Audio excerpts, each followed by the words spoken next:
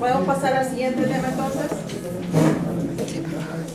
Vamos a ir a hipertensión pulmonar. Parecido al caso anterior, ¿no? Al edema pulmonar al que se llegaba por diferentes etiologías que podían desencadenar el edema pulmonar, lo mismo pasa en hipertensión pulmonar. Es una entidad clínica producida por diferentes enfermedades, ¿no? Son diferentes enfermedades, por lo tanto se imaginarán también diferentes mecanismos fisiopatológicos que terminan en un final común, que es la hipertensión pulmonar, ¿no? ¿Qué implica esta hipertensión pulmonar? Desarrollo de cambios moleculares y anatómicos en la circulación pulmonar, ¿no? Que lleva a un aumento de las resistencias pulmonares, vasculares pulmonares, que en el tiempo llevan, ¿recuerdan quién era el ventrículo que bombeaba hacia la arteria pulmonar? Derecho. El ventrículo derecho, recuerden cómo está dividido, ¿no? Conduce pues a la insuficiencia cardíaca derecha, porque ese es el lado que se va a deteriorar, y finalmente a la muerte. Entonces, sea cual sea la causa, termina en un aumento de presión aquí, ¿no? En este punto, ¿no? La presión arterial pulmonar medida a través de un catéter, la presión media mayor de 25 milímetros de mercurio en reposo, marca el concepto de hipertensión pulmonar. Fíjense que aquí sí estamos hablando calculada mediante el cateterismo, ¿no? Y esta es la gran limitante de este concepto, de esta definición, porque implica un proceso invasivo que no siempre está a la mano, ¿no? Entonces, muchas veces nos guiamos de valores obtenidos de métodos menos invasivos como la ecocardiografía, por ejemplo, pero la ecocardiografía no es capaz de darme la presión arterial media, me da la presión sistólica pulmonar calculada, ¿no? Por eso es que ahora en las últimas guías ya están introduciendo, solo que no todos están de acuerdo, pero poco a poco está ganando su lugar esta medida hecha con ecocardiografía, que es menos invasiva, más al alcance de todos, que de hecho es más usada, ¿no? En la vida real, pero que todavía en teoría no la han incluido en forma oficial, digamos, en la definición. Por eso que todavía mantenemos esta definición, que es en forma invasiva calculada mediante cateterismo, ¿no? Es decir, que entra un catéter por vía venosa periférica, llega hasta acá, ¿no? Y mide acá la presión, ¿no?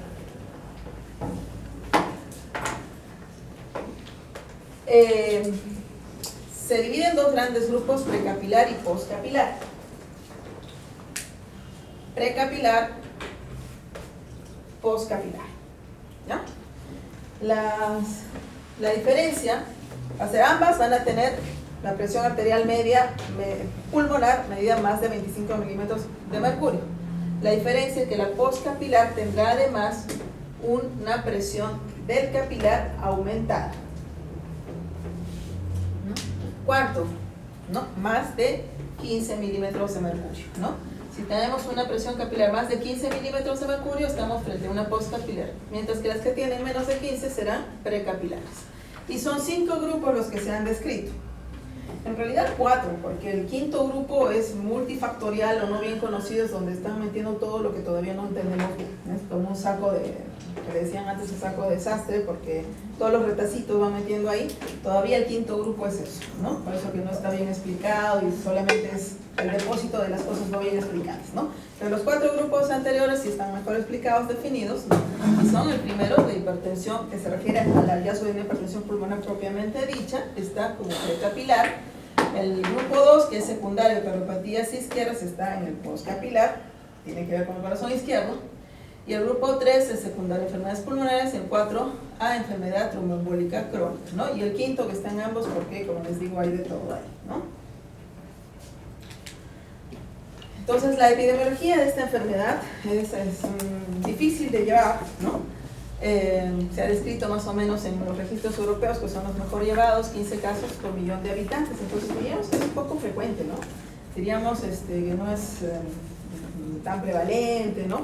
Por qué ocuparnos tanto de ella, pero vamos a ver que por la forma en que llegues ahí, una vez que llegas a hipertensión pulmonar, el pronóstico es malo, todavía es muy malo, ¿no? Entonces la idea es llamar la atención para que todas las cosas previas no podamos evitar llegue a hipertensión pulmonar, ¿no?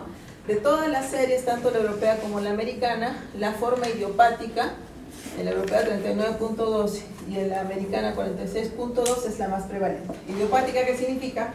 Que no sé la causa, ¿no? Entonces muchos de estos pacientes no llegamos a determinar exactamente la causa. La prevalencia mujer-hombre en el registro europeo era casi de 2:1, pero en el americano llega casi de 4:1, ¿no? Entonces es más prevalente en mujeres jóvenes, ¿no? Y de hecho lo más frecuente es la de tipo idiopática. Pero por el camino que vaya, al final, por la causa que fuera que empezó, llega a este final común. Esta es una arteriola pulmonar normal que tiene un endotelio delgadito, una capa muscular no muy desarrollada, y es un endotelio sano que promueve la vasodilatación y la anticoagulación. Cuando esto, por las diferentes causas, varía, tenemos un diámetro muy reducido que aumenta la resistencia, ¿no?, vascular pulmonar. ¿Por qué? Por varias cosas, ¿no? Por fenómenos inflamatorios que llevan a la citoquinas y elementos que llevan a ser un epitelio enfermo que lleva a la vasoconstricción, donde predominan los elementos vasoconstrictores, donde hay fenómenos de trombosis in situ. Digamos, entonces es un trombito dibujado, ¿no?, que cierra aún más la luz, y fenómenos de proliferación, sobre todo de la capa muscular, y todos estos fenómenos pues llevan a hacer una luz mucho más disminuida, por lo tanto aumenta la resistencia vascular pulmonar, que pega directamente en el lado derecho del corazón. Esta es una imagen ecocardiográfica donde este es el ventrículo izquierdo y este es el derecho. Una imagen ecocardiográfica normal sería al revés. Veríamos un izquierdo mucho más grande que un derecho. Y acá vemos un derecho mucho más grande, más del doble que el izquierdo, ¿no? Tiene cavidades derechas dilatadas, porque el ventrículo derecho, recuerden, anatómicamente tiene mucho menos músculo que el izquierdo. Cuando el ventrículo izquierdo es sometido a presiones altas, como en el caso de la hipertensión, la forma en que se defiende y que trata de mejorar la hemodinamia es engrosando, hace una hipertrofia de tipo concéntrico, engrosa sus paredes, y ya mucho tiempo se vence eso, remodela más y va a la dilatación. El derecho tiene mucho menos músculo para defenderse, entonces frente a un aumento de la resistencia de la presión, rápidamente va a la dilatación. Resiste mucho menos que el izquierdo, engrosa un rato, pero rápidamente va a la dilatación, como lo estamos viendo acá en esta imagen, ¿no? La clínica del paciente será de disnea, de fatiga, a veces síncope, la insuficiencia cardíaca derecha, ¿no?, y finalmente la muerte. Entonces, los 5 grupos vamos a describir más o menos la fisiopatología uno por uno, ¿no? En el primer grupo, denominado hipertensión arterial pulmonar, aquí está la idiopática, ¿no?, la más frecuente, la que no llegamos a conocer exactamente por qué se produce.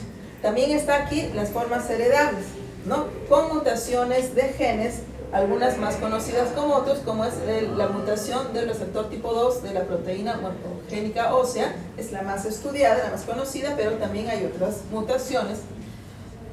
Puede ser inducido por drogas o algunas toxinas, o asociadas a otras enfermedades como las enfermedades del colágeno, tejido conectivo, a la cabeza esclerodermia, infecciones por VIH, por hipertensión portal, por cardiopatías congénitas que generan shunts o flujos de izquierda a derecha, e incluso parasitosis como la esquistosomiasis.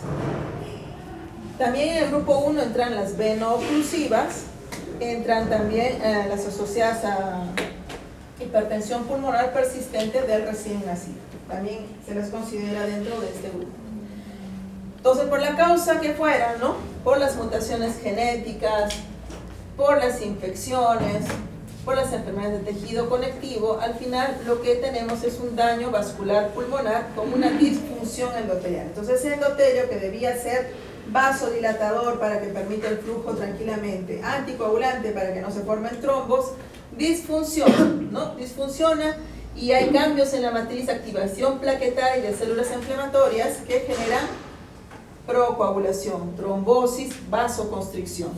Hay disfunción de las células vasculares lisas que proliferan y aumentan el grosor, llevando a la enfermedad de hipertensión vascular, o sea, el cambio ya de la vasculatura, llevando al aumento de resistencia vascular pulmonar y a la hipertensión pulmonar, ¿no? La adventicia provoca mayor aumento de producción de citoquinas, de metalproteasas, de factores de crecimiento. El músculo liso de la arteriola tiene disfunción de los canales de potasio y de disfunción de los canales de calcio, que hace que prolifere más. El endotelio, hay un desequilibrio, ¿no? Aumentando la endotelina y tromboxano A2, que son vasoconstrictores, y disminuyendo el óxido nítrico, la prostaglandina I2, que ya también son los vasodilatadores, entonces ganan los vasoconstrictores. Y hay disfunción plaquetaria, aumento de serotonina, que lleva a fenómenos trombóticos también, ¿no? Entonces se junta esta inflamación, trombosis, proliferación y vasoconstricción para generar este vaso con mucha menos luz, que va a aumentar la resistencia pulmonar periférica, con el resultado que ya conocemos, ¿no?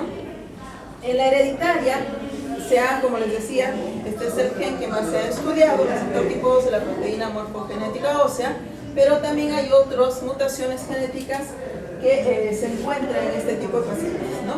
Hay también una suerte de solapamiento, ¿no? A veces encontramos pacientes con VIH, ¿no? No todos los pacientes con VIH desarrollan hipertensión pulmonar. Y se encuentra justamente en aquellos que desarrollan hipertensión pulmonar que tienen alguna mutación que estaba ahí solapadita, ¿no? Entonces parece que uno es como la condición propia del paciente y el factor gatillante, que sería la infección, que llevaría a todo esto, ¿no? Al desarrollo al final de hipertensión pulmonar. Las enfermedades de tejido conectivo, a la cabeza esclerodermia, ¿no? Pero también el lupus a considerar. Aquí pues hay lesión endotelial, ¿no? Con todos los fenómenos muy parecidos a lo que hemos descrito antes.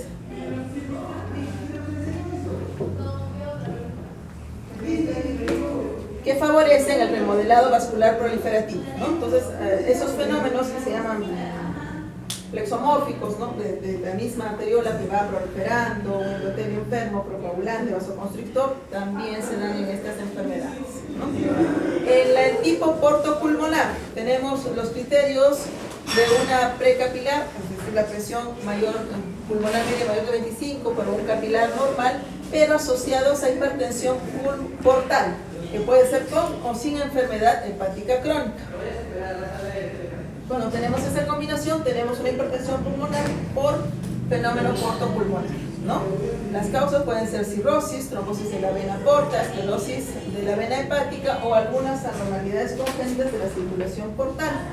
Y se explica porque habrían sustancias vasoactivas que debieran metabolizarse en el hígado, y como falla, pasan a la circulación por cortocircuitos portosistémicos, llegando a la circulación general, y son péptidos como endotelina 1, péptido intestinal vasoactivo, que son vasoconstrictores, ¿no? La tromboxano A2 también, que llevarían al desarrollo pues de hipertensión pulmonar. En las enfermedades de tejido conectivo, hay que me han cruzado las diapositivas. El desarrollo de hipertensión pulmonar en las enfermedades de tejido conectivo se va a pasar por 3 caminos, ¿ya? Uno, hay una vasculopatía primaria pulmonar, o sea, directamente un daño a la vasculatura. Segundo, puede la misma enfermedad colágeno hacer algún daño valvular, la válvula mitral sobre todo, o al mismo miocardio, provocando cardiopatías con disfunción sistólica o diastólica. Y tercero, porque algunas de ellas llevan a la fibrosis pulmonar, entonces también llevarían a un daño pulmonar crónico. Entonces son 3 caminos que se juntan para desarrollar hipertensión pulmonar. En la infección por VIH hay básicamente una disfunción vascular pulmonar, pero aparentemente, como les decía, habría una predisposición genética de estos pacientes, ¿no? Que tienen, la gran mayoría que desarrolla eso tiene alguna mutación genética, ¿no? O hubo algún factor ambiental de drogas, de toxinas, que actúan como gatillantes, ¿no? Llevan a la disfunción vascular pulmonar con la disfunción endotelial, donde ganan los factores vasoconstrictores de endotelina, baja el óxido nítrico, disfunciona la célula muscular lisa proliferando y llevando pues al remodelado vascular pulmonar que ya habíamos estudiado. Las cardiopatías congénitas, ¿cuál es el mecanismo, no? Son generalmente donde hay cortocircuitos sistémicos pulmonares, es decir, hay un shunt del lado izquierdo al lado derecho, ¿no? Sobrecarga la circulación derecha, estos cortocircuitos que pudiera ser una comunicación interauricular, un huequito entre ambas aurículas que no deberían estar comunicadas, o un huequito en el septo interventricular que sería un C y B, o comunicación que se mantiene entre la aorta y la pulmonar, que es una comunicación que funciona en el estadio embrionario, pero que debiera cerrarse al momento de nacer, se mantiene permeable, es el caso de la persistencia del conducto arterioso, que genera al final que haya flujo de la izquierda hacia la derecha, ¿no? Sobrecarga las cavidades derechas o directamente la pulmonar, como en el caso de del PCA, ¿no? Generando un aumento de flujo. Entonces, al comienzo, el problema es por incremento de flujo nada más, ¿no? Aumenta la presión en la arteria pulmonar por incremento de flujo y esto genera, ¿no?, un exceso de estrés tangencial, una disfunción endotelial. Entonces, lo que al comienzo era nada más hemodinámico, flujo, y que si yo lo corrigiera en ese punto, vuelve todo a lo normal, pero es progresiva, ¿ya? En las primeras etapas, reversible. Por eso es tan importante detectar esto de pequeños para ponerle corrección, porque ¿qué pasa si no lo corrijo a tiempo? Esta disfunción endotelial que va a llevar a lesiones plexiformes ya irreversibles. La figurita, ¿no? Con la parte muscular desarrollada, ¿no?, proliferando, el endotelio enfermo, procoagulante y vasoconstrictor. Y en ese punto, ya si yo lo corrijo, va a quedar siempre algo de hipertensión pulmonar porque ya hay un punto que es irreversible, ¿no? En la portopulmonar, además hay predisposición genética, o sea, además del fenómeno portopulmonar, los pacientes llevan alguna mutación genética muy parecida a los de VIH, ¿no? En el grupo 2, ¿no?, que es de una hipertensión pulmonar secundaria a cardiopatía izquierda, ¿no? Aquí puede haber disfunción sistólica del ventrículo izquierdo, es decir, que falle la función de bomba del ventrículo izquierdo, que no bombee con la misma fuerza, o por disfunción diastólica, un ventrículo que tiene fuerza para bombear, pero que es generalmente grueso o rígido, que no permite un buen llenado, por eso es diastólico. Ahí la disfunción está en la parte de la diástole, es un ventrículo que no se deja llenar, no es complaciente a la hora de ser llenado por la aurícula, ¿no? Eso lo vemos en los ventrículos gruesos generalmente, ¿no? O por valvulopatías, generalmente mitral o aórtica, ¿no? Vamos a ver con más detalle. Entonces aquí lo que hay es lo que hemos explicado para el edema pulmonar, ¿no? Un aumento de presiones al final de la diástole del ventrículo izquierdo, que genera al final, pues, aumento en la presión capilar, ¿no? Cuando es de tipo sistólico, generalmente van a ser corazones dilatados, que tienen la función de bomba disminuida. Entonces, al final de la diástole no han logrado botar todo el volumen que tenían, la aurícula se enfrenta entonces a una menor gradiente de presión, tiene que hacer más presión y esa presión se transmite al capilar. Y el capilar, ¿a dónde se transmite? ¿Qué es lo que estaba detrás? Las arterias, no, venas pulmonares. La arteria pulmonar, generando la hipertensión pulmonar, ¿no? Por eso sirve este dibujito. En la de tipo diastólico es un corazón con fuerza, no está mal la función de bombeo, pero es un corazón grueso, ¿no? Este es el normal para que comparen, ¿no? Entonces aquí a la hora de la diástole no es un corazón complaciente, no se deja llenar con la misma facilidad, entonces la aurícula tiene que aumentar la presión, ¿no? Aumenta la presión en la aurícula, que se transmite a la vena pulmonar, al capilar y del capilar a la arteria pulmonar. Las valvulopatías, como este caso, por ejemplo, tomado la estenosis mitral, el problema está acá, hay una estenosis, hay una dificultad está cerrada esa válvula, entonces hay una dificultad mecánica al paso de sangre, ¿no? Entonces la aurícula hace su mejor trabajo tratando de aumentar para pasar la mayor cantidad de sangre que pueda. En este caso el ventrículo casi ni se altera, ¿no? Y la remodelada, la que sufre es pues la aurícula, ¿no? Aumenta la presión, además de otros cambios de remodelamiento que vamos a hacer cuando trabajemos en valvulopatías, que este aumento de presión, que es uno de los tantos fenómenos que va a sufrir, se transmite a la vena pulmonar, al capilar y del capilar a la arteria pulmonar, generando hipertensión pulmonar y falla derecha, ¿no? Por eso que muchos fenómenos izquierdos terminan manifestándose en falla global, izquierda y derecha. En el grupo 3 es la hipertensión pulmonar secundaria a enfermedades pulmonares o hipoxia crónica, ¿no? Aquí están los EPOC, los EPID, ¿no? O las que tienen patrón mixto, ¿no? Hasta los trastornos respiratorios del sueño, el apnea del sueño, estos roncadores que quedan literalmente sin respirar, o sea, hacen periodos de apnea que terminan pues generando hipoxia crónica. O sea, todos estos al final generan hipoxia crónica. Y la vasculatura pulmonar es una vasculatura que es la única que tiene la capacidad de hacer vasoconstricción en partes o por pedacitos, ¿no? Donde detecta hipoxia, hace vasoconstricción, ¿no? Y eso es una buena idea, ¿no? Porque alveolo que no me está funcionando, que no hay un buen intercambio, cierro ahí el flujo mediante vasoconstricción para dirigir el flujo hacia alveolos que sí están oxigenando, que están funcionando bien.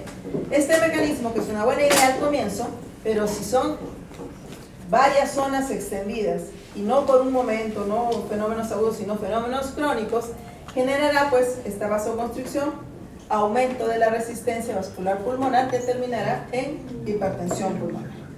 Además hay tensión mecánica de los pulmones insuflados, pérdida de capilares e inflamación de efectos tóxicos del humo del tabaco cuando la causa es EPOC, que empeorarán el asunto, ¿no? Y de esa forma llegan a desarrollar hipertensión pulmonar. El grupo 4 es la hipertensión pulmonar tromboembólica crónica u otras obstrucciones de las arterias pulmonares. Acá tenemos un fenómeno mecánico que obstruye la arteria pulmonar, puede ser un trombo, ¿no? Como el caso de las trombosis, que se llama la hipertensión pulmonar tromboembólica crónica, o pueden ser obstrucciones no por trombos, sino por otras cosas, como el angiosarcoma u otros tumores, como estenosis congénitas de la arteria pulmonar, o incluso la presencia de parásitos como la hidatidosis.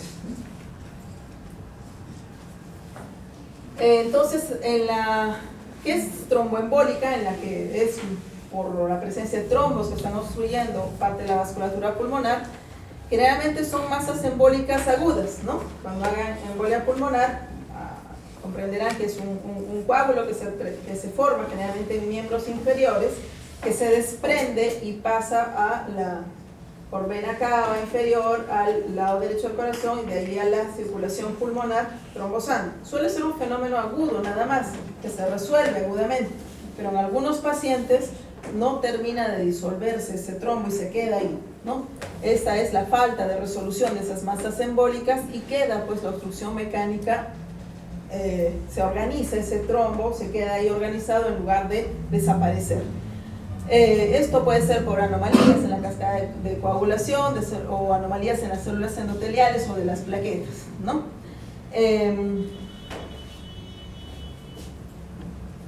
Pero estudiando mejor, se vio que no solamente había el fenómeno mecánico de la obstrucción persistente por el trombo, sino que en vasculatura en la que no estaba el trombo, además se ven fenómenos de vasoconstricción, que hace que este fenómeno, que es localizado en una arteria, en un punto de la vasculatura pulmonar, sea más grande la respuesta, ¿no? O sea, vasos alejados del fenómeno trombótico tienen respuestas vasoconstrictoras persistentes, sumado al fenómeno mecánico, aumenta más pues la resistencia vascular pulmonar, generando hipertensión pulmonar. Entonces, no solo es el vaso comprometido con el trombo, sino además, y estos vasitos que se comprometen distalmente al fenómeno son generalmente pequeños vasos que terminan haciendo fenómenos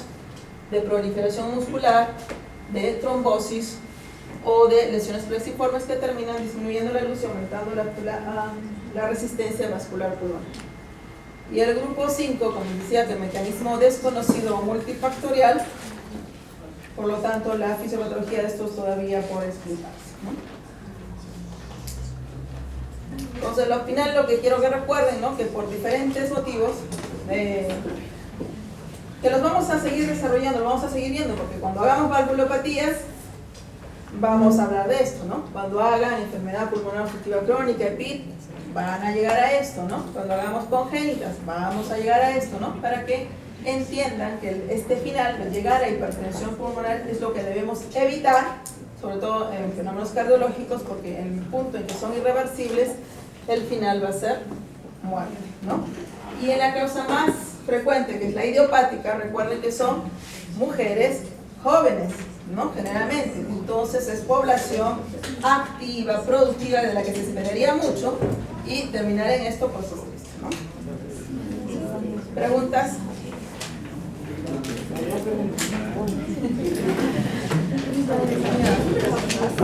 Diga.